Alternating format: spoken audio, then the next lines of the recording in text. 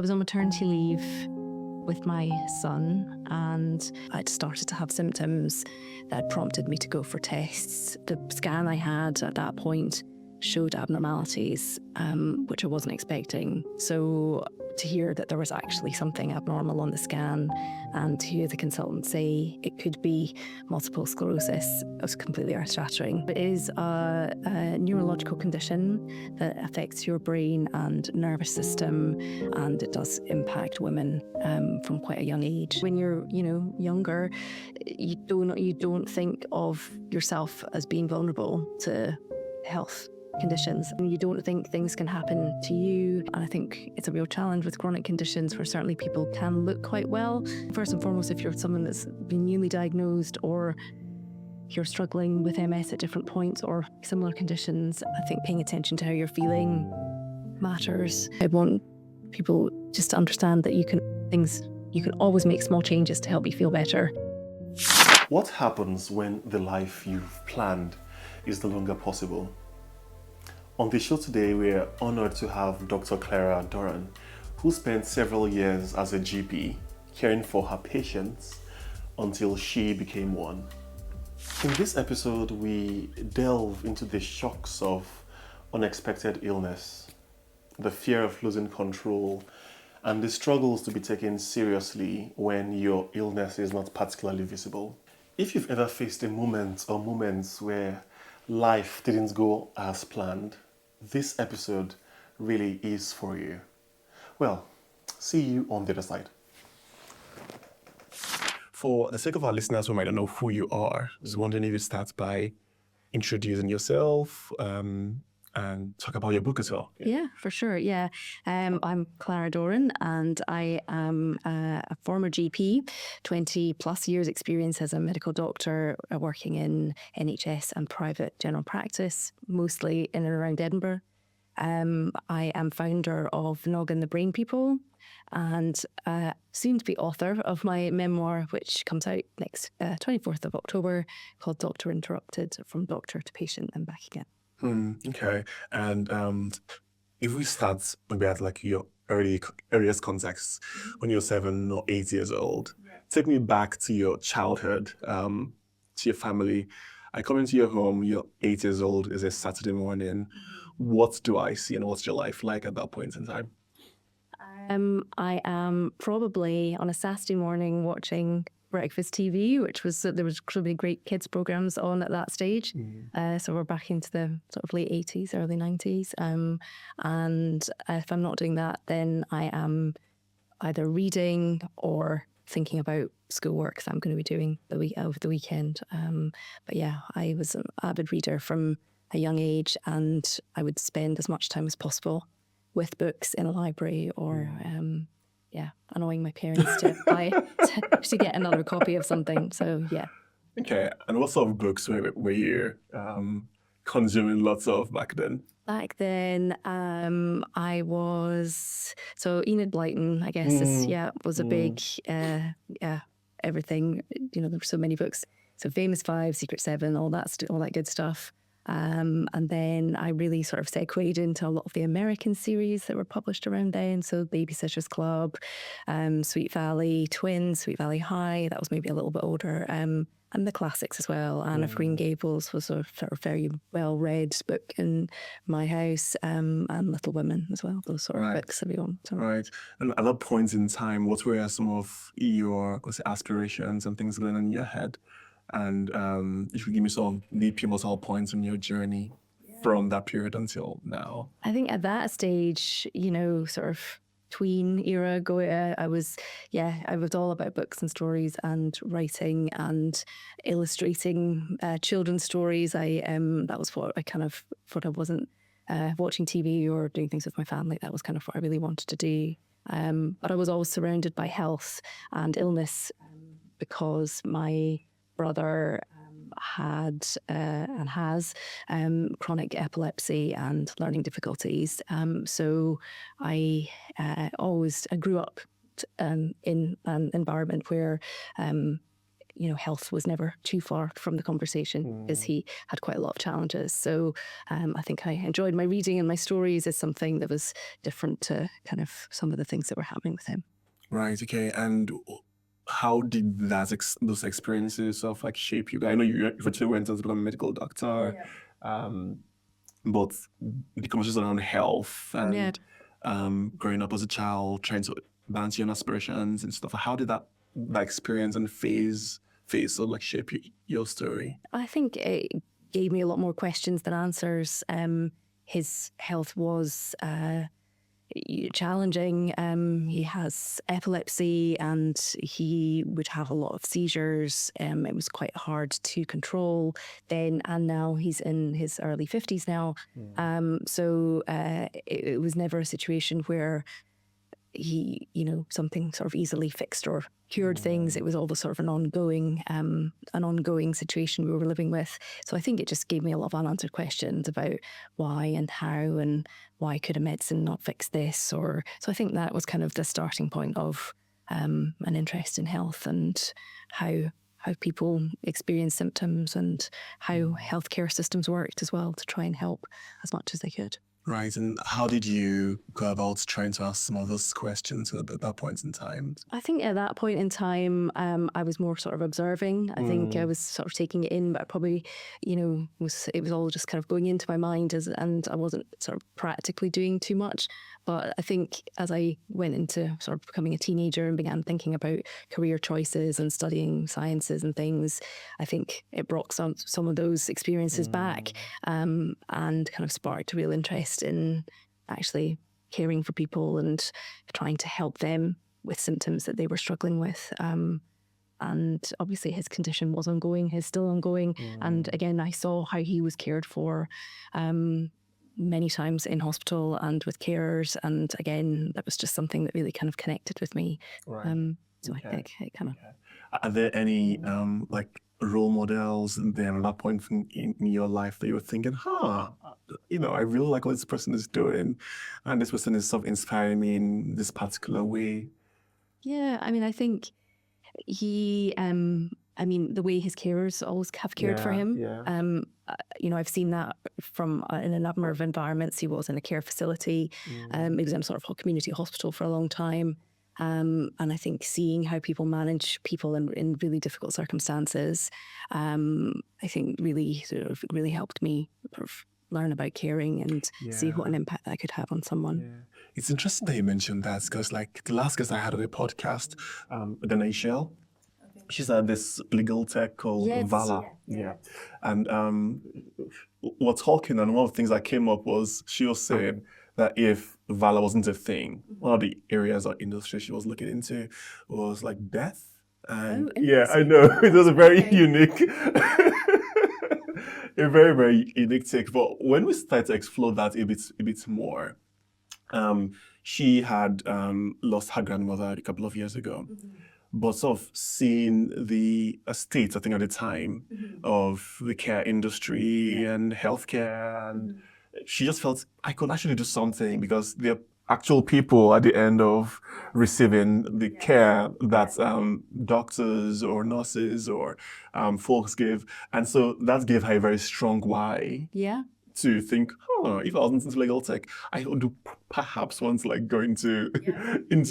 So it's interesting to see your earliest context as well, sort of playing a role in terms of almost shaping your trajectory somewhat. Yeah, I think it went both ways because, in terms of time frame, we're talking, sort of in the 90s. And again, so we weren't in a time that we are in now where people were talking about disability even in a way that we do now. So there was a lot more of a sort of stigma, and people weren't sharing their stories or experiences of having family members or siblings with conditions that I was aware of. And I think, now there's a lot more ways of talking about things that we're experiencing. So I think that was quite isolating, and although I didn't realise at the time because it was just normal for me. But again, I do think that's something that is different now, which is a good thing. And again, even we had the experience of wonderful people caring for him at times, but then similarly, as anyone that's had health problems will have experienced, whilst we have amazing facilities here, there are also challenges and frustrations, and I think that also, was something that, we just lived with. But again, when I was thinking about what I wanted to do, there was definitely, I wouldn't do that, or I would want to do that differently. And so I think that sort of shaped my kind of thinking about, when I was thinking about medicine, like what kind of doctor I might want to be, from those sort of experiences. Yeah.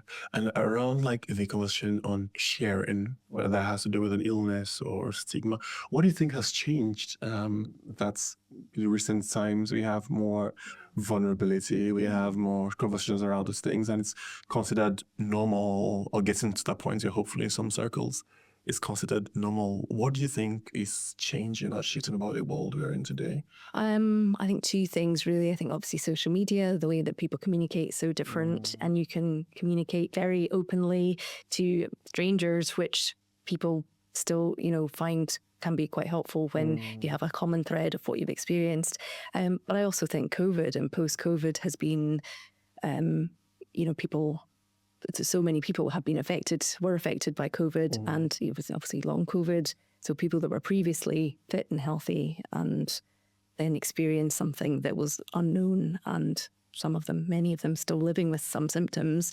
I think that has made the conversation around chronic health conditions and disabilities just a bit more normalised, because it's unfortunately impacted so many people. And again, the numbers are already high for chronic diseases, but I guess COVID really changed because younger people were being affected as well. And again, I've also seen, obviously a lot of doctors were impacted and have been impacted by long COVID.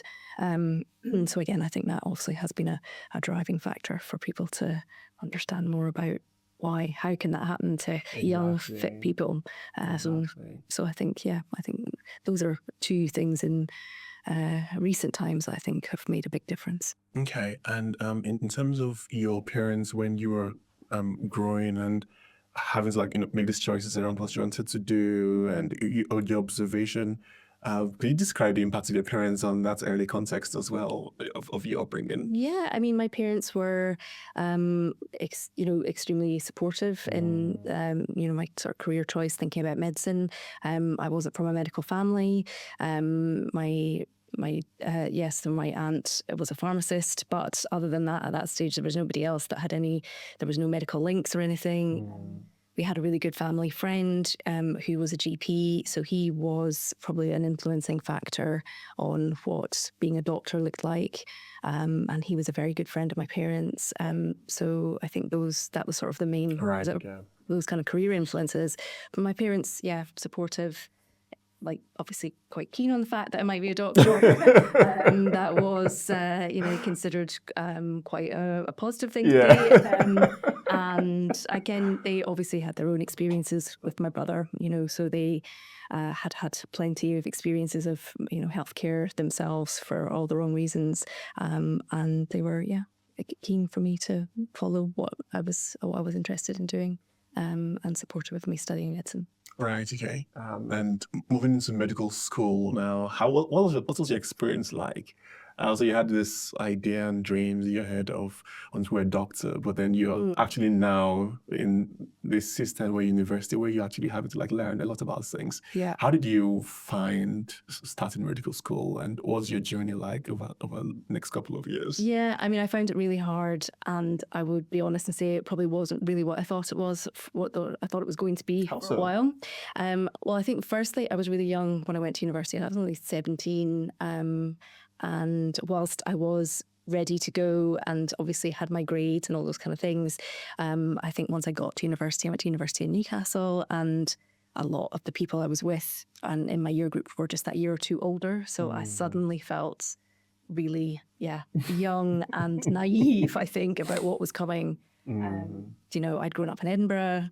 Love Edinburgh, I still do. It's where I still live now. But you are quite, it's quite a small, Scotland's small, cities are small. So suddenly it felt like, okay, this is a bit of this is suddenly I'm in, a different environment, which was great, and I did really enjoy it. But from a studying point of view, I think I find it quite difficult to kind of bring my school level of commitment and studying to this brand new world of self-management, and obviously lots of other things going on as well that you're encouraged to get involved in to broaden your horizons and have experiences. And I'd chosen Newcastle because you had the benefit of sort of patient involvement really early. Back then, a lot of the courses were the first 2 years were only studying based, and then patient contact from the third year. But Newcastle was different because you had patient contact from the first year. And I think that was the thing that kept me going, because I found just the sort of lecture theatre based work and the anatomy demonstrations and all those things. It's funny, my son was just asking me about that the other day, about anatomy. Did you really have to work with bodies? Yes, we did. That stuff was, I guess you're not quite prepared for that. And until you get into it. But like everything, it's hard in the beginning, but then you just keep going. And there was ups and downs, moments I doubted what I was doing, but I kept going. We had regular sort of patient sort of based projects, community projects and hospital visits and things. And I think that made you connect the dots between what you were learning in the lecture theatre with real life. And that sort of singular point was the thing that kind of motivated me to keep going, and helped me see what it was going to be like. So I'm not a doctor, but every time I think about like studying medicine or being a doctor, what just comes to mind is it's almost like a center for learning a lot about how to deal with stress, how to deal with learning a lot of things, and how to deal with moving in the face of these things. All the same. How did you handle, so for example, I know you had to study a ton of things and had to deal with stresses and had to still turn up every day to work. How did your perspective or mentality sort of like shift to a point where you felt, no, this is something I have to keep on doing. It's okay. It's part of what I signed up for. I think it was really all about focus. Like, you just had to. There was such a huge volume. It was hard, like academically hard, even though I had, got my grades and done well at school. It was definitely at a different level in terms of volume and complexity of what you were learning. So it was just knuckling down, and it was just, okay. There was, we had our nights out, we had a good time, things, but, you were working every day, you were studying in the library, there wasn't long periods of doing nothing. Like that just was not, and that wasn't a conversation. And there were regular exams, and failing an exam was something I hadn't done up until that point, and that I really didn't want to have that experience at this stage, although I did at one point. So the motivation was to just get through. Like you had to get through. You wanted to get to, really the third year was where you really got onto the wards. So again, the first 2 years were really all about getting to that stage. So it was busy. And fast forward a couple of years, become a GP, and you're interacting with patients regularly. What was that experience like? Did you have that fulfillment you had, from earlier in your earlier context when you were thinking you want to care for people and you love that human interaction? Did you experience loads of that, or was that almost overshadowed by the work itself and became routine? I think in the beginning, it was, that I would say that was definitely fulfilled. I think once I found my sort of footing in terms of, I moved back, I did all my GP training in Newcastle, I moved back to Edinburgh, and I sort of began locuming, so doing sort of fill-in GP work in different practices, which was difficult to begin with, really hard, because it's a new place of work, new systems every day. But once I had 2 or 3 practices that I was basically rotating around, and I was beginning to see some people regularly, I was, I knew what I was doing from a sort of practical point of view in terms of using the systems that I felt like I had I was there, and I was enjoying seeing my patients. I was enjoying learning, because you're always learning in a job like that. And it was a really fulfilling, busy in a different way. But it was a really fulfilling time. Right, okay. And sometime around 2014, Yeah. you get this diagnosis. Yes. Could you take me to where you were on that day and what was going through your mind as you received that food call? Yeah.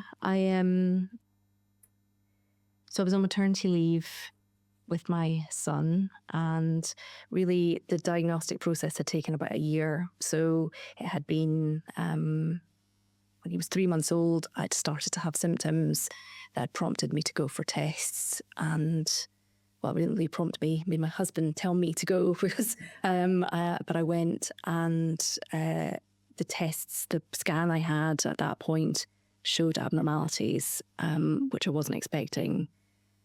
So when I found that out, that was probably almost harder than getting the main diagnosis, because at that point I really thought nothing would be wrong at all. Like, you've just had a baby, you're just thinking anything that isn't quite right is because you've just had a baby. So to hear that there was actually something abnormal on the scan, and to hear the consultant say, yeah, we're going to have to do other tests, it could be multiple sclerosis, it was completely earth-shattering. And where was I? I was at my parents-in-law, in their home in Ireland. And we were there with our son, taking him over there for the first visit. And I had a missed call on my phone, which I went to answer on my own. And it was a phone call from the hospital asking if I could come in for an appointment that evening. And that was for scan results. And again, hospitals don't ring you and say, can you come for an appointment today, unless there's something wrong. So at that point, I knew that there was something not right. And again, as I say, that started another 6 or 7 months of diagnostic testing and waiting, until eventually in September 2014, I had the main sort of what I call the bad news appointment, where I went and I was basically delivered all the information that I had hoped I wouldn't be. What was going through your mind when you got that confirmation, sort of final diagnosis? I think still disbelief. So there was still part of me that was like, yeah, no, I think they've got made some sort of mistake here. I don't think that could be the case. And then I think there was another part of me that was just thinking, oh my God, like, what am I going to do now? And again, my son was about to be 1. I was about to go back to work. Like, I had this whole thing of, what do I do? Do I just go on as if nothing's happened? Or do I just, stop working, give it all up, just look after my son and see what happens? So I was really, like, I didn't have much time to kind of process it at all. Like, it was literally a couple of weeks before I was about to go back to work. And that felt like such a kind of timeline. I had to decide, and I've decided just go back to work and see how you go. So what I did. All right, and for the sake of our listeners who might not know what MS and multiple sclerosis is, could you mind explain a bit around? Absolutely. So it is a neurological condition that affects your brain and nervous system. And it's one of the sort of what they call autoimmune conditions, where your immune system is kind of at war with your nervous system. And we don't quite know the cause of it, but we do know that it does tend to affect women more than men. There's an extremely high prevalence in Scotland. And it does impact women from quite a young age. So again, when I actually looked at myself in statistical terms, I was in the sort of, quite typical area for being diagnosed. I was 34, born in Scotland, and there was certainly some sort of risk factors in my personal medical past that had linked to it. But so at the moment, there's no cure.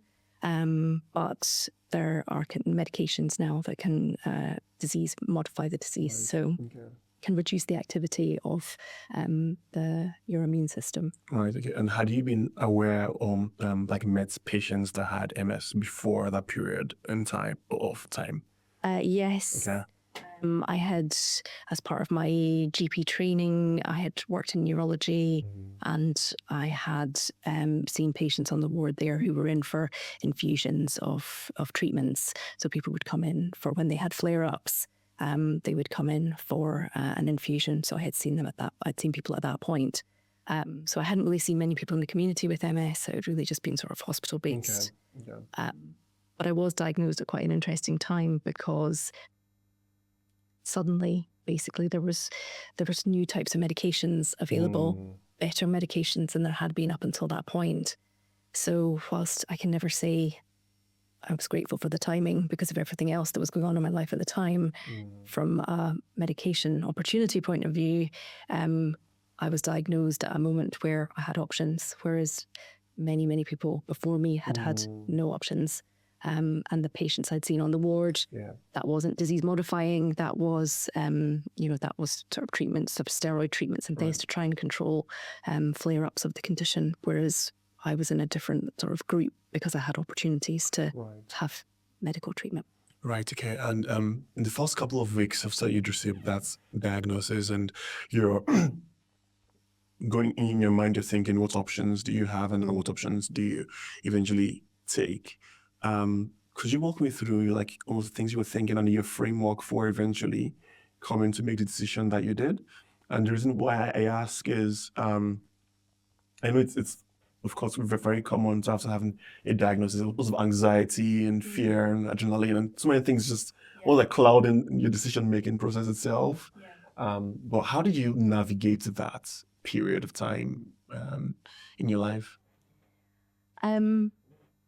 I think I navigated it just by putting one foot in front of the other, to be honest. I think I actually didn't. I think I was in a very sort of, the way I was thinking about things then was very practical. So, going back to work, like I had already said I was going back to work. If I didn't go back, then was I resigning full time? So I was just really in a very practical sort of mindset.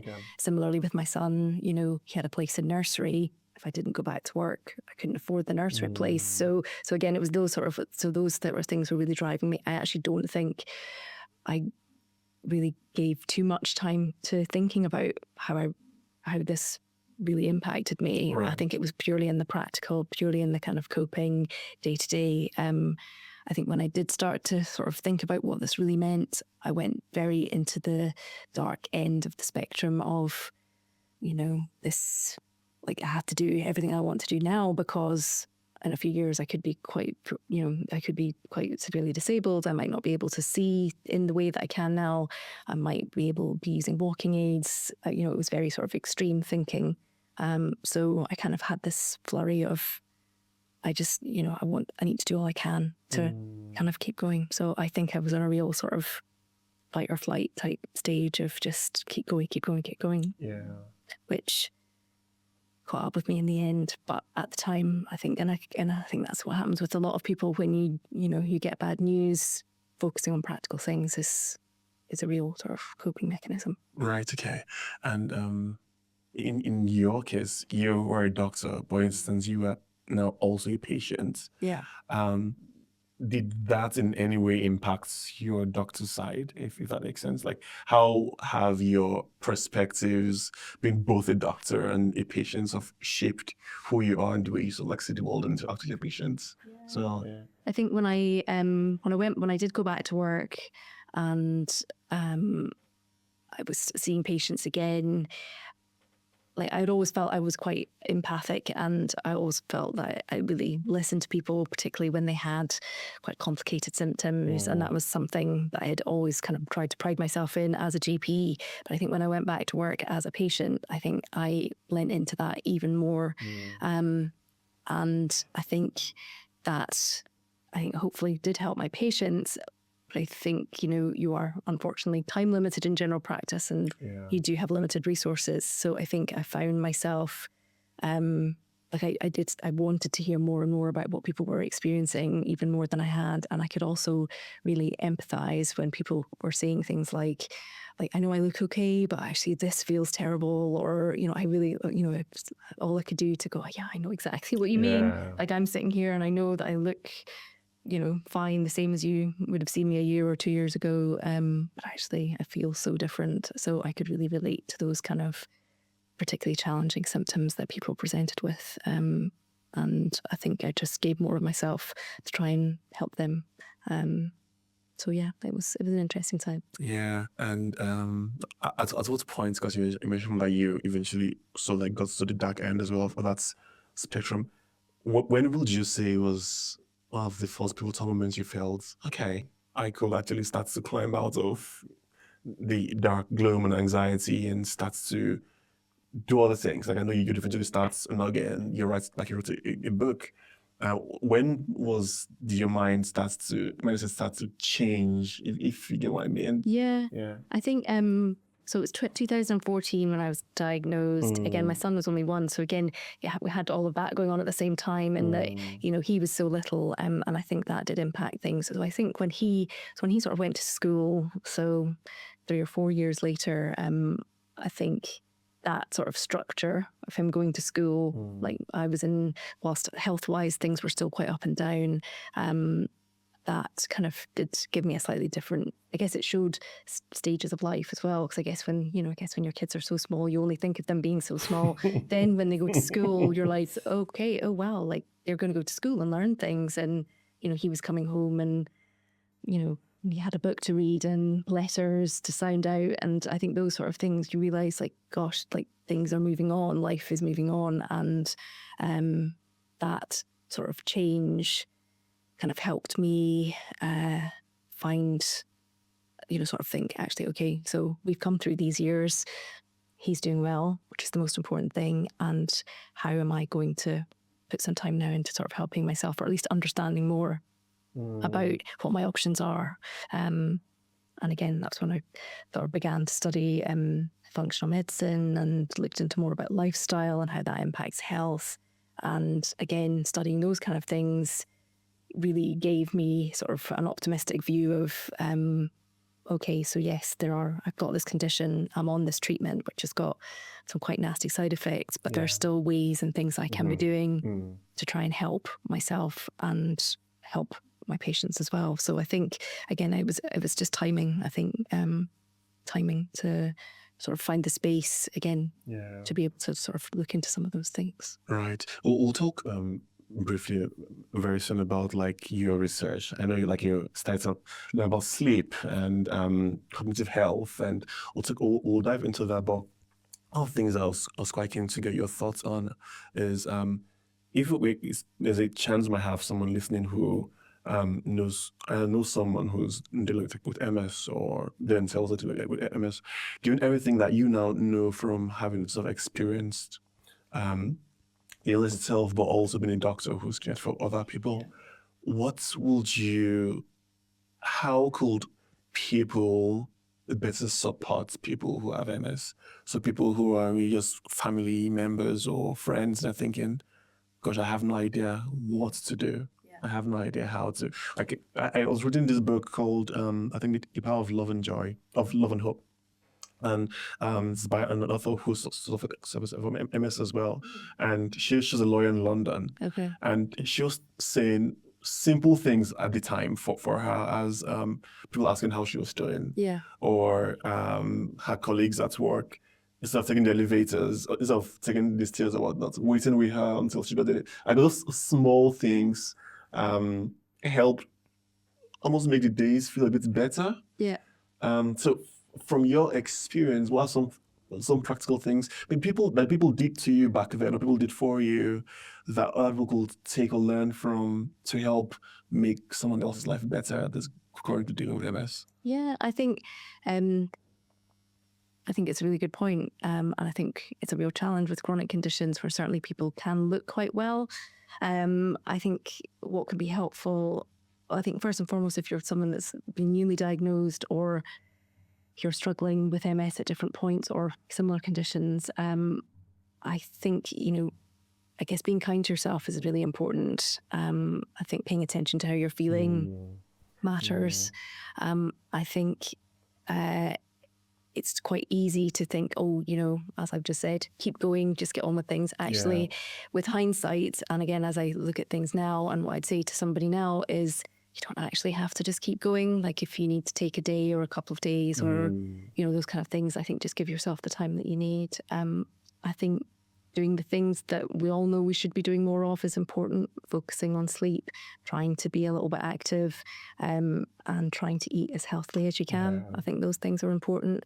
And sharing how you're feeling with people that you trust, whether it's friends or family or, you know, your doctor if need be. I think keeping it to yourself is, you know, sometimes that's what you feel you need to do. But I think if things are getting on top of you, then I think asking for help and saying what's wrong. And I think for people who are living with someone with these sort of conditions, MS or something similar, or family members, I think it's about listening. I think it's about asking, genuinely asking how people are and listening to the answer. You know, no one's expecting you to have the answer of, you know, I'm feeling rubbish, and no one's expecting you to say, well, I'm going to fix this for you today, or I'll do this and it'll be better. It's actually someone just sitting with you in the not knowing and feeling a bit rubbish and saying, acknowledging that you don't feel that great and just being there with you, I think is really helpful. And I think for that person, it can feel frustrating as if you're not really doing anything. Yeah. But feeling that someone's listening to you has a massive impact, I think. Right, okay. And diving into the research phase that you sort of entered into, what's some of the discoveries that made a huge impact on your thinking and perspective about health that you made in that phase? Yeah, I think, again, it sounds a bit silly to say it because as a GP, you'd think that you would know all these things. Again, but I guess just really the impact of lifestyle and how it can really impact how even the direction of your condition. So I guess more specifically, you know, the role of sleep and how sleep, you know, just is probably the most powerful thing you can do for actually your overall health. Yes, it helps you feel better in the day to day, but actually we know that when people have you know, long-term sleeping issues, you're increasing your risk for depression, for a number of different diseases and cognitive decline in later years. So I think, you know, really prioritizing that for yourself is important. I think exercise, again, I was never keen on sport or exercise. I didn't like it, never did. So again, it was crushing to make points when everything I read was like, you exercise. Oh, do I have to? But I guess what I learned from that is, you know, even now we see a lot of, you know, especially social media, it's all about running and it's all about HIIT training and it's all about how you look in the gym and all that sort of stuff. But actually it can just be about movement. So just moving and doing something every day will make you feel better. Yes, if you want to go down different paths and, you know, you need, obviously people, you know, do sort of incredible things with diagnoses to, you know, they run marathons and do all sorts of things, and that is amazing and really fantastic. But I think actually you don't have to do that. I think just being active is important. And I think the power of nutrition as well. Again, I thought I had an idea of what was important for a healthy diet. And I guess I think the more I look into it and the more I learn, I guess the more confusing it is in terms of what we hear. But also, you know, the you know, common sense things are still true. We know sugar is bad for us. We know processed food is bad. Sometimes it's necessary, but just trying to eat, you know, food that you're cooking yourself from the best sources that you can afford and you can get to, and trying to, you know, watch your portion size and eat snack, all those kind of things. It really, again, it does make a difference. And I think it all felt, you know, I spent so long, you know, in GP, it's so much around disease and medications and prescribing, as well as obviously, you know, some lifestyle and social support that we can offer. But actually, when I was struggling myself, particularly with energy, and just really wanting to understand more about how I could feel better, hearing that the evidence behind these sort of lifestyle things is there, was, again, that was something that really gave me hope and gave me a sense of, actually, okay, so I can feel a bit better if I just focus on doing some of these things. It's not going to take the disease away, it's not going to cure it, but actually it's going to make me feel better. It might help me into the future. So I think those things were really important. And to think that most of those things are really accessible to everyone. I mean, it's like if you could potentially go home tonight and have, or just start to make these changes in practical ways. And I thought we could maybe drill into one or two of them before we talk about your book, and again as well. What are some practical things people could do? Yeah. Particularly sleep-wise. Yeah. to help improve their health. Because sleep is a bit of a tricky, only tricky one, but a bit of an interesting one, because on one hand, you have almost this hustle culture, and that is starting to gain ground about, you've got to work hard and you put in the hours, etc., and then you be flex later on, or study hard, or whatnot. And sometimes even some of the role models in society and in business tend to promote that, it's almost like a badge of honor. So I slept 3 or 4 hours tonight, and I can still do all these things. So my health isn't particularly falling apart. But for people who are looking to start to make these practical changes, what are some things that they could do starting from today? Yeah.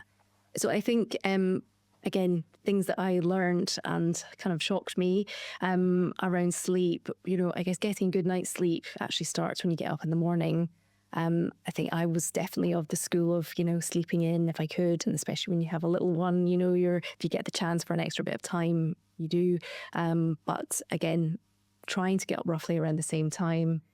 Our body works on routines, and our circadian rhythms respond to daylight and the hours that we're meant to be asleep and awake.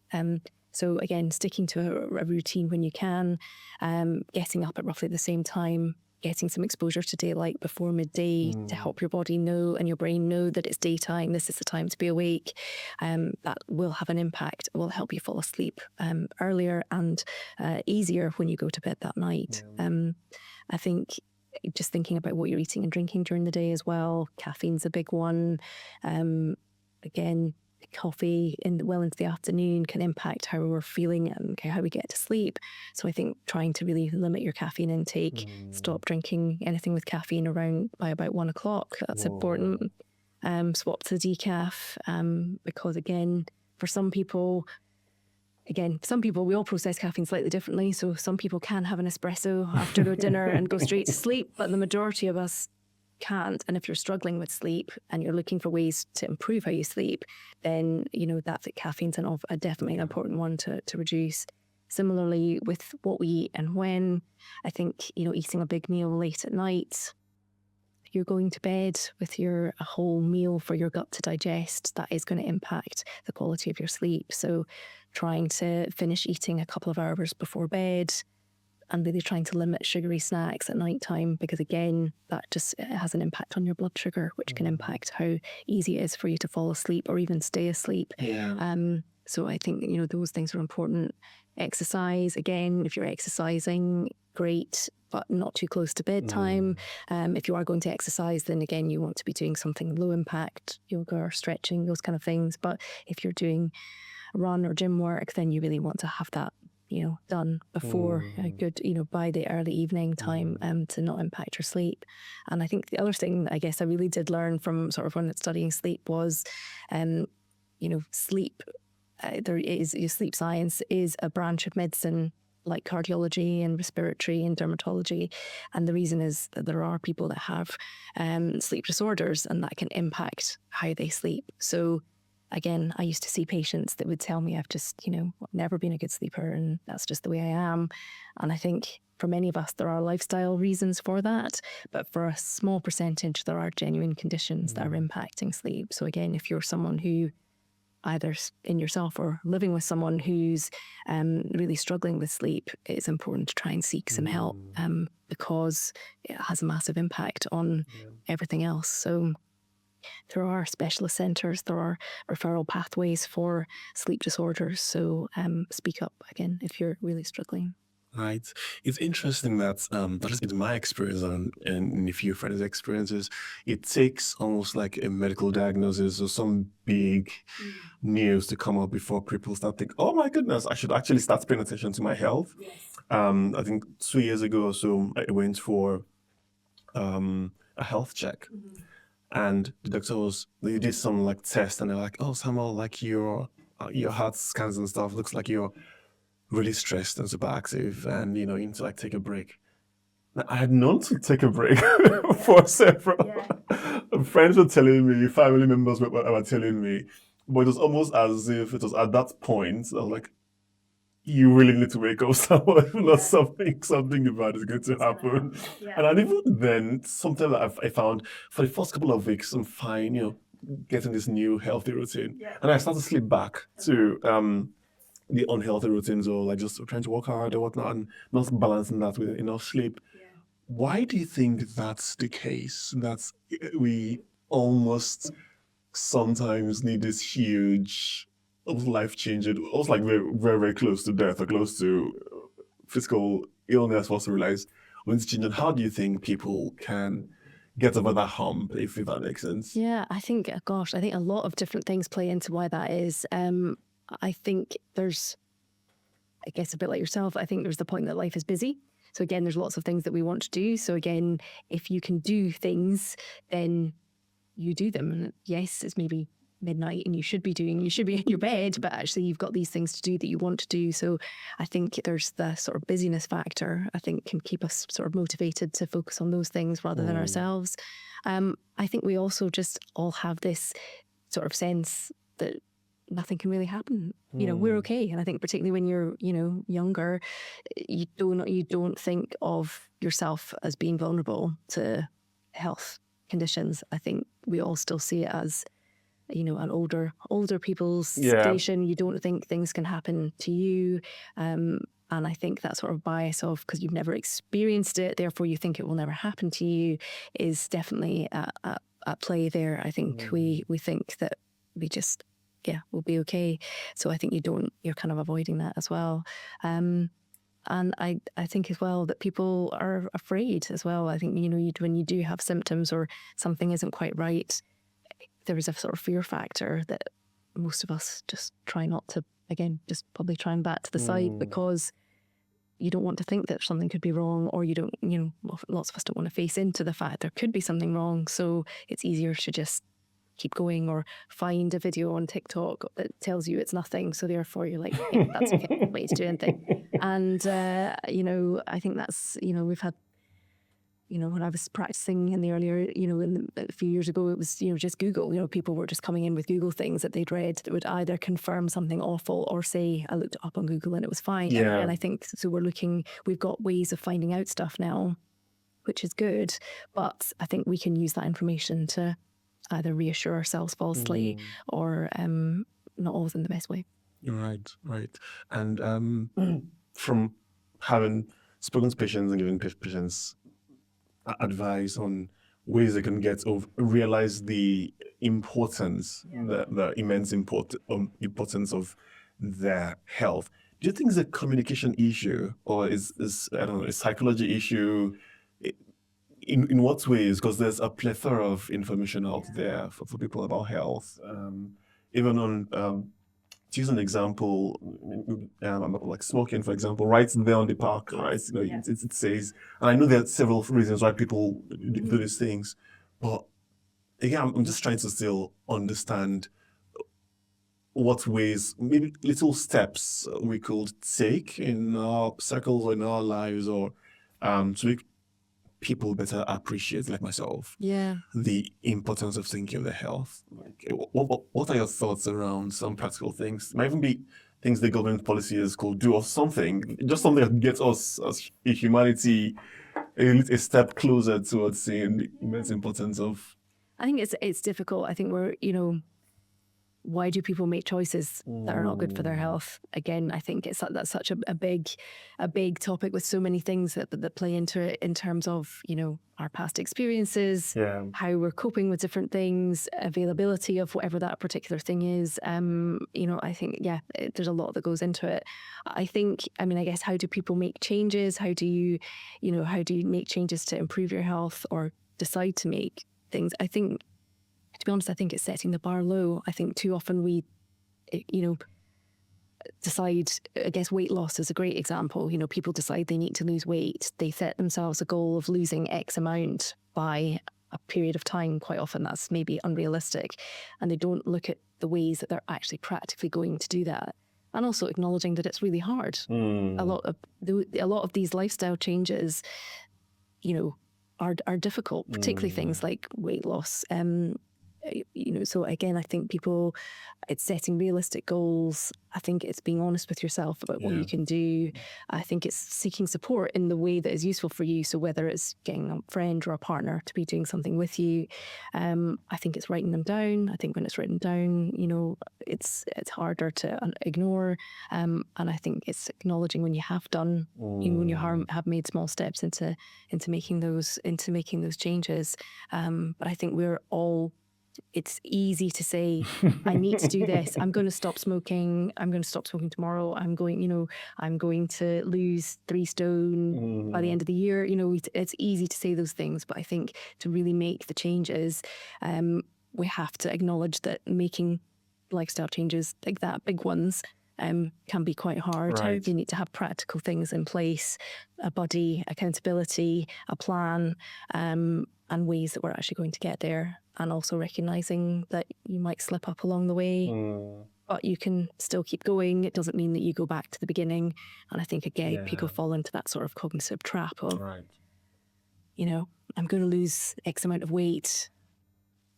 Oh, I forgot and I ate a takeaway, so I'm just not going to bother. Yeah. Actually, it could be like, I was going to do this. I've slipped up this weekend because I've had, because it was easy and I really enjoyed what I had. But actually tomorrow I'm going to do this particular thing that's going to put me back on track for my plan to lose weight or stop smoking or whatever it is. Gotcha. Doctor Interrupted. Yes. It's coming on 24th of October. It is, yeah. What made you write that book, and what was the journey of writing the book? What made me write it, I think, really was I felt like I had a story to tell about the experience that I went through being diagnosed with this condition at such a sort of vulnerable point in my own life. I felt like I had a lot of reflections about how I felt during that time, as we've sort of touched on. I focused on the practical things that I had to do as opposed to really thinking about what it meant for me.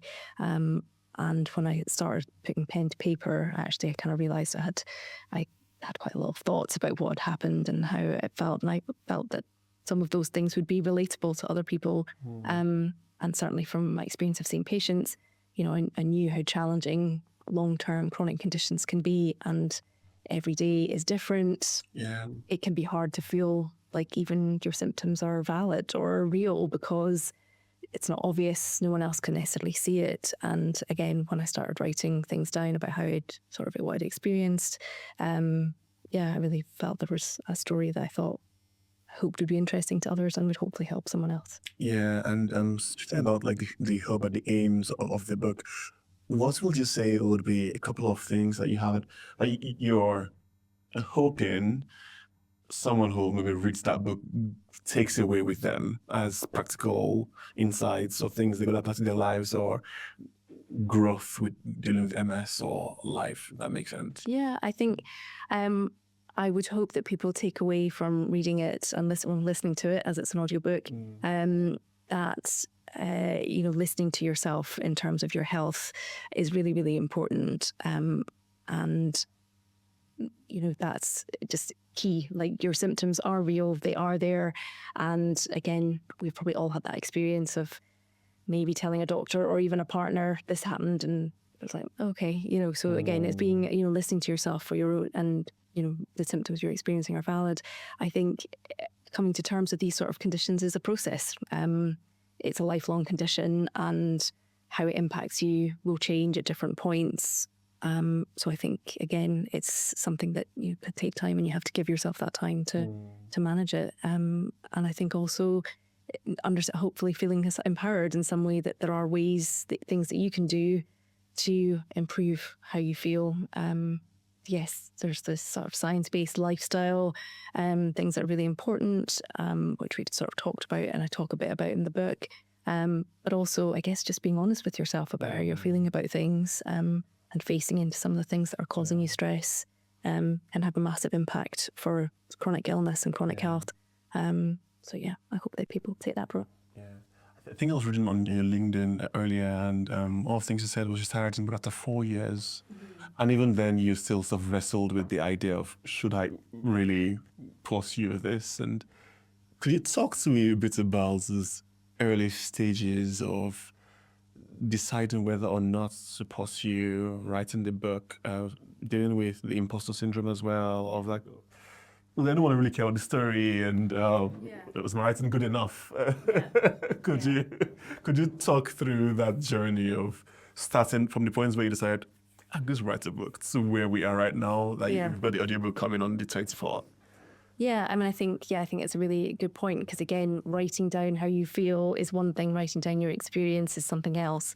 But for that to read as a story and be an actual book is something quite different. Again, like everything that a lot of the things I've been through, it was a process. So I started writing the notes in the notebook about what I'd been through, just to write them down, basically. I'd read 2 or 3 sort of medical memoirs or health-related memoirs, and that had sort of made me think, oh, that's a bit like what I had, or, oh, I had that. Oh, that sounds a bit like what I did. So that kind of gave me the idea. So I just started writing the notes and seeing, and then I guess, when I had about 2 notebooks full of stuff, I got, okay, what am I actually doing here? And then I had seen, again, I still had that sort of childhood dream of writing. So I had sort of seen writing courses online. I'd done a couple at different points, but again, they were very sort of low commitment. They were just really sort of watching videos and like listening to people. So it still didn't feel like I was really committing to anything. But then we had COVID and I was at home. I wasn't working as a GP during COVID because of my sort of health situation and the medication I was on.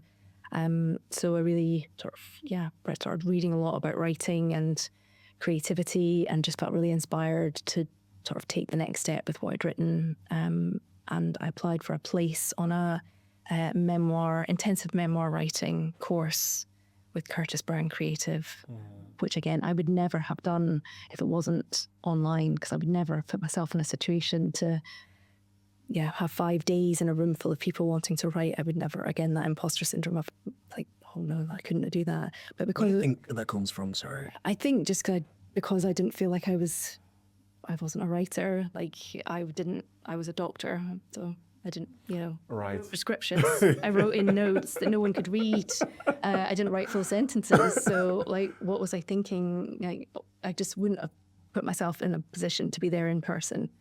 But because I could do it online in my house, I thought I'm going to apply for it and see what happens.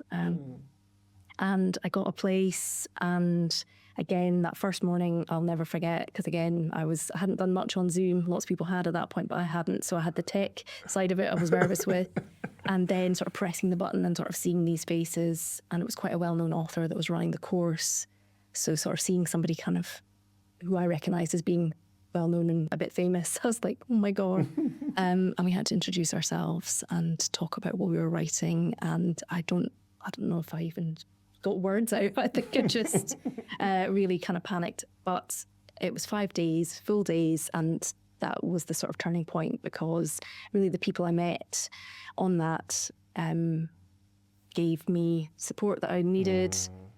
Most of them were writers in different forms, but actually everyone was saying the same thing of, this is really hard. Are we going to do anything with what we've written? Everyone had been through difficult experiences, which is why they were writing memoirs. So even hearing those experiences, it was just it was a really, really positive experience for me. And that was what kind of gave me the impetus to go to the next stage of trying to pull it into a manuscript and submitting to literary agents, which, was another chapter. But Tell me about that, actually. Yeah, I mean, again, I think in some ways I was quite naive because I wasn't in the publishing industry, so I didn't really know kind of what to expect. I just decided that I thought, I've done all this. These people on the course have said it's quite interesting. I'm going to get it out to literary agents and see what happens. So I did quite a lot of research, so brought back that kind of schoolgirl geek of looking up agents and reading interviews with them. And the key seemed to be trying to find people, again, as right agent, right book, right time, which is a bit of there's no direct clear answer for that. But anyway, I got a short list together and started sending it out. And I was really lucky in that I got a positive request for the full manuscript quite early on. And although that agent didn't end up being somebody that I worked with, again, it was just another sort of positive sign that I thought, okay, someone's read this, thought it might be okay, they're interested in it. So I kept going. And then quite soon after that, I had another agent who was interested. She asked me to make some changes over a period of another sort of 6 to 9 months. So again, it was a slow process. Right. And I made the changes. And again, there's no guarantee that this was even what she was looking for, but it was in the end. So December 2021, we finally had a phone call, Zoom call, and she offered me representation at the time. And I think, it was a super exciting moment. I was like, I'm off. Goals. Yeah, done. Yeah, I don't need to do anything else. Well, that was only the start, but again, like it was a really special moment. And she's my agent now, and so we've been working together. So that's 2021. So we're, been working together since then on this book and sort of other projects. So yeah, that's been really good. Yeah. Did that experience impact in any way impacts the way you think or see imposter syndrome? I guess what I got from that was, yes, it did. But I think imposter syndrome is kind of a stage of, every stage is different. So again, in that moment, I felt, extremely excited, as if I'd achieved this amazing thing. But then, of course, there's always something else. So, the next stage was getting the manuscript ready to submit for publication. So whilst I felt like on top of the world, with, signing with my agent and thinking that could never have happened, then there was always something else. So I think what I've learned about imposter syndrome is that I think there is always going to be something else. So you really have to just enjoy the wins and the celebrations along the way. And again, I'm lucky my husband is very good at reminding me of that. And again, we, really celebrated that as a family, and it was a really, special moment. And even, my son was involved, he knew what was going on then and knew I'd done the course and had put all this work in. So again, it's about, accepting and, celebrating each moment when they do come, and then knowing that there's still going to be something else that you still don't feel like you're ready for next, but you've done this. Now start on to the next phase and, rewarding yourself that you've already done what you have. There's no guarantees about anything we do. So you just have to keep going. Yeah. And as we sort of start to wrap up this episode, we'll go into a reflexive phase where I'd ask you a couple of questions and then do a rapid fire round. Which will be fun. But I think 2 things I wanted to drill into really again around still MS and invisible illnesses is the roles that organizations can play in supporting or helping people who have invisible illnesses. Because like you said, sometimes even folks who have can be like, is this in my head? What roles do you think organizations, companies could play to drive a bit of more of that inclusive culture for people who are more comfortable speaking up about the illnesses, and with companies could as well support their employees? Yeah, I think that's a really important question. And I think, I think companies have a great role to play. Again, I think companies need to take a long-term view on their employees. And again, you want your employee to feel, you want them to feel comfortable and happy working for you for as long as possible. And to do that, it requires supporting them through their different stages.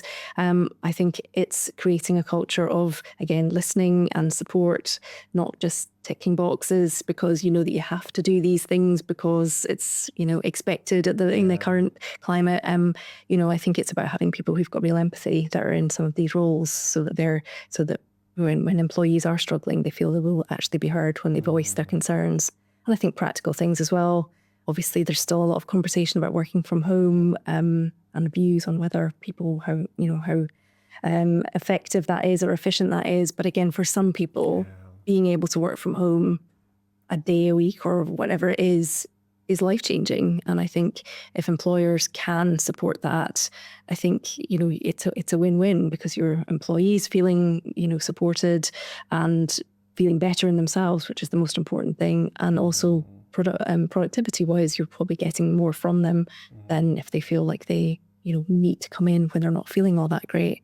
So I think, listening, practical things, and, again, keeping up to date with changes. I guess, we're hearing, there's a lot more about chronic illness. I think, we're hearing a lot about menopause in the workplace at the moment as well. And I think, that's, it's great that that's being discussed, and those sort of things. I think, employers have a responsibility to, again, really pay attention to, not just pay lip service to. Yeah, I think that's a very important point as well, because if companies aren't as inclusive and create that safe space, people are unlikely to voice these things out. And then the people who actually have these invisible illnesses are struggling in silence, and that's not helping at all. So I think it's really important what you said. That's around having that long-term view. In supporting employees is something definitely sort of taken with me from this conversation as I go back to work. I think the other thing I would just say as well is, again, about having partners that offer real supportive strategies. So again, I guess for sort of some mental health conditions, and when people feel that they need to talk to somebody, I think it's really important that employers have partnerships with, whether it's charities or organisations that can offer that sort of help to people, or at least signpost them into ways to getting that. Because again, I think, we do know there's challenges getting in or GP appointments. There are more and more sort of private health providers offering online different things. But again, I think, as an employer, if you've got a route to say to somebody, or, somebody in your department can say to somebody like this, and I can see you're struggling, or you've been through bereavement, or, there's something that's gone on for you, we've got X, Y, and Z that you can then access to help, again, those sort of practical things that people can really feel supported in from their employer, but they're also going to benefit from because there's been useful, validated information available to them. Yeah, I love that. And final question around is dealing with MS is for people who are still sort of in that anxiety and fear and wondering, oh my goodness, I have that, it's going to happen to me. But the fear and anxiety is keeping them from even reaching out to people, or keeping them from doing other things, or keeping them from listening to themselves and find out what their options would be. What will a simple practical step that they could take could be right now, wherever they are? I think being kind to yourself and having compassion for yourself is really important. It is really hard. It is really difficult. The future is uncertain. The next day is uncertain. And I think the only thing that makes that worse is when we feel worried and bad about that on top of already dealing with how we're feeling. So again, having ways to support yourself. If you're not ready to talk to somebody, that's absolutely fine. You don't have to. But again, doing things that are going to, are good for you. So back to the sleep, back to getting some fresh air, watching things that are going to uplift you rather than give you fear. I think there's so much content that we can watch that are, it just gives us, can be anxiety provoking. So again, you find those things to watch that are soothing, and whether it's comedy or, romance or whatever it is, but it's just something, that, takes you out of your mindset and can put you into something else, and feel sort of uplifted, even if it's only for half an hour or an hour and a half of watching something. Because again, those sort of positive changes do have an impact on your mindset. And when you have times of feeling a little bit better, not just completely fearful, again, over time, that can help us find space to take the next step in asking for help or talking about how we're feeling. Right. And it's been 10 years, so 2014, you heard his diagnosis. We've got the book, the book coming out on the 24th of October, and you've actively participated in awareness around MS. Whether it's through your LinkedIn posts or Instagram or just creating more campaign. I wanted to ask you, how are you feeling now? How are you? Thank you for asking. How am I feeling? I'm feeling grateful, actually. I feel grateful that I was diagnosed when I was. I would never have said that at the time because it felt like the worst time for something like that. But I feel grateful that I was diagnosed when I was. As I said, there was medications available that wouldn't have been available at a different time. I have a medical team that is, responsive and that I can access. So I feel grateful. And it has pushed me to do things that I wouldn't have done otherwise. Write the book, learn about brain care, and create Noggin, and those things wouldn't have come about if I hadn't been forced to look at my own health differently. So I'm grateful. I'm also aware that nothing's guaranteed. Things can change at any time. These sort of conditions are notoriously unpredictable, and fine one day, flat out exhaustion the next, or worse. So again, it's just trying to enjoy and make the most of what is happening for now, and I appreciate that, and trying to not worry too much about the future, because none of us really know. So, do you sometimes worry about the future? I worry about the future. I think, I was always a worrier. So yes, I would worry about the future, but I think I feel more reassured than I would have done if I go back 10 years or even in those early years. But again, that's really because I think medication and the way I was looked after in the very beginning. I had a consultant who didn't really give me the choice about starting medication. She basically said, you should do this, which at the time I felt was, I didn't know if that's what I wanted or not. But actually, the treatments are there, and having, being able to make some lifestyle changes myself, and continuing to do those things makes me less worried, but also mindful. So I do know what could come, but I feel like I've got a bit more. What's the word? Feel a bit more empowered than I did then. So it's amazing. It's good to know. Rapid fire round. Are you ready? yes. So 5 questions, and question 1. Okay. What's the bravest thing you've done? The bravest thing I've done, other than becoming a mother, is like my book feels like the bravest thing I've done. Yeah, because it is. Yeah, it's a memoir. It's my story. Yeah. Okay. It's vulnerable to me. To that. The bravest thing that hasn't been. Okay. Question 2. Imagine if 18-year-old Clara was here.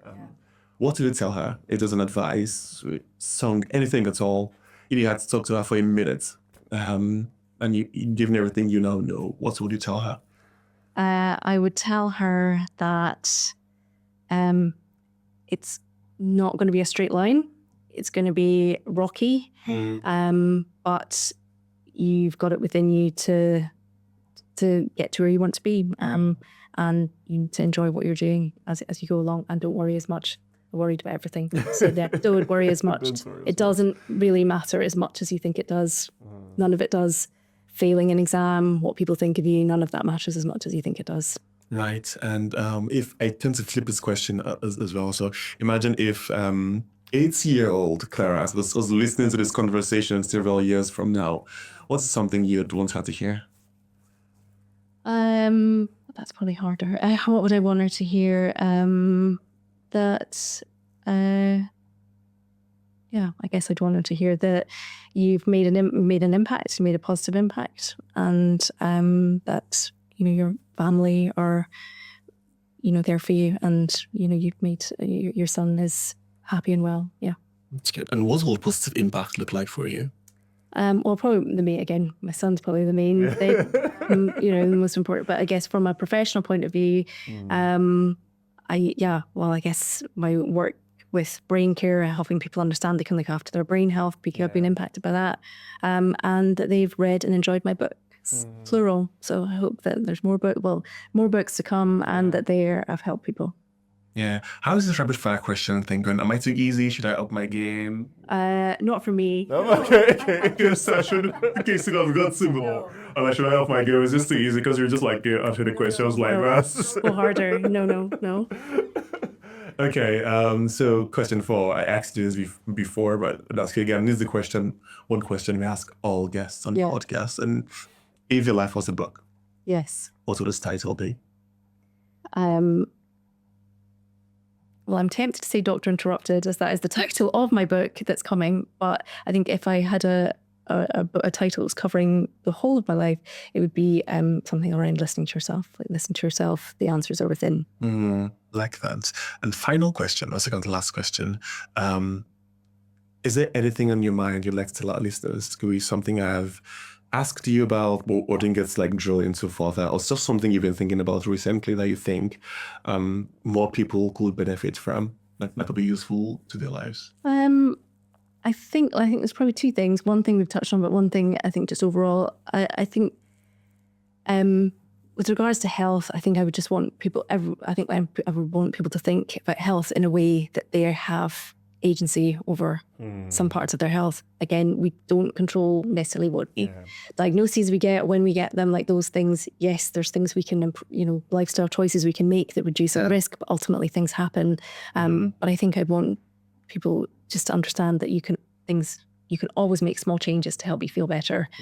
Our brain is programmed to help us survive, but we can actually still make changes as part of everyday life that can improve the quality of how we're feeling. And, a lot of what we go through and the difficulties we put ourselves through is often, mind-based. And I think when we sort of really listen to ourselves and ask, what is it that's bothering me? Why do I feel this way? Who is making me feel a certain way? I think we can really improve how we feel by just sort of digging in a bit to what's going on for us. And I think that is quite a powerful thing to be aware of. It's not just what the doctor tells you or what you see online. Like it's about you as well. I think the other thing, because we just touched on it earlier, which is a bit of a segue, is around death, because we talked about, you were saying about a previous guest, because that's something that, again, through work, obviously I've seen quite a lot, and I think that's something we just don't talk about enough. So again, we're talking more about health, we're talking more about illnesses, but I think it's something that actually we can, improve how we talk about the end or the latter stages of life as well. And I think that's something I've seen that professionally, that, when people haven't discussed things or haven't talked about different experiences or what they think, that can just add to a very, very difficult time. So I think that's the other thing I would say is, like your previous guest, we can, it's such an important part of life by sharing some of those feelings and talking about things that you want or don't want, doing some of the practical things that we all need to do. That can make a difference. Yeah, it's interesting that you mentioned that, because that's almost like a plug for an upcoming episode I have with a guest called Alex Radu. And she's from Romania, and she was a software engineer in Glasgow. And she was telling me about like the culture in Romania, and that death is actually something that you prepare for. Yes. So I think her mom or grandmom actually already had told people about what to do when she died and what kind of burial she wanted. And it's part of the culture. And she mentioned it's been a culture shock that when she moved to Scotland, it seemed to be almost something everyone was like, but it's a bit more of it, but we all would one day face that. So to bring up the conversation, I think, is really, really powerful. Thanks for mentioning that. But also, this is also on the plug for your LinkedIn, because I spent time going through your LinkedIn, and I was like, oh my goodness, like so many lovely nuggets. I'm going to read two quick posts to get people to like go to Claire's LinkedIn right now into the show notes to follow. So these are two ones I like.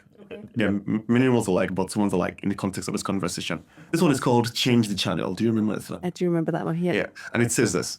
This is one of my favorite tips to improve mental health. I've used it myself and recommended it to others, and it definitely works. When you find yourself in a worst case scenario, e.g., did you lock the front door sign?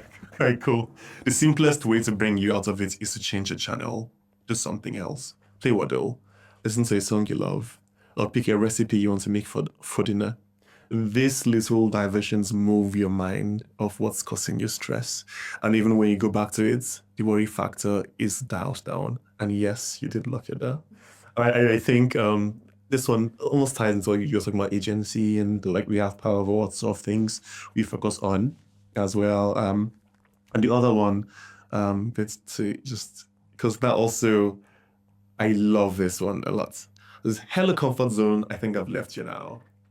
Yep. Wait, how do you feel about me reading this? Are you cringing inside, or you're, or you, or you? Well, obviously a little bit, yes. A little bit. But I'm also thinking, oh gosh, what did I write next? But I'm grateful that you're reading them. Yeah, okay, perfect. So, hello, comfort zone. I think I've left you now. This is I kept my MS diagnosis to myself for years.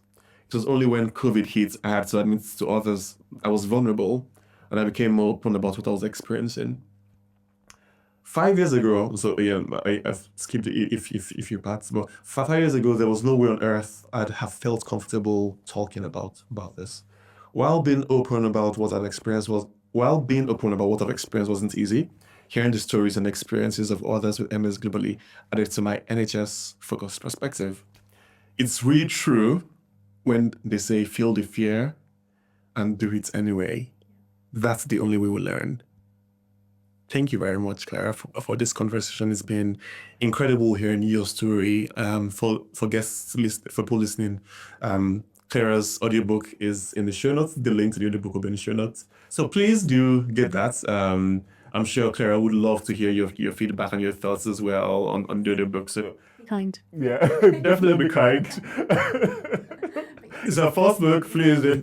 I'm sure it's coming as amazing, and please do follow Clara on LinkedIn.